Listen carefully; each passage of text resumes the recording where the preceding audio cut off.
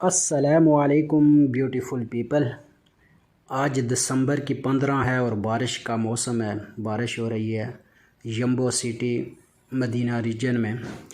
तो कुछ शेर याद आए, सोचा आप लोगों की नज़र करता हूँ और बारिश देखें। वो सामने जो बिल्डिंग नज़र आ रही है वो सामने स्विमिंग पूल के सामने यहाँ हमारी रिहाइश है।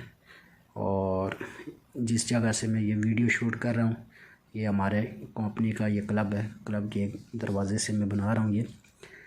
तो मैं कहता हूँ आप लोगों की नज़र करता हूँ शेर।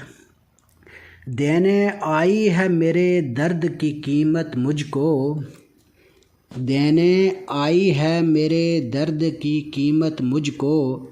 कितनी हमदर्द है ये दिसंबर की बारिश, कितनी हमदर्द है ये दिसंबर की बारिश।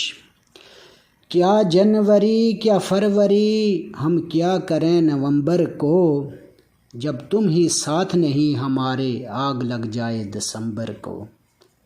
ये दिसंबर क्यों हर बात पे कोसते हैं लोग दिसंबर को, क्यों हर बात पे कोसते हैं लोग दिसंबर को।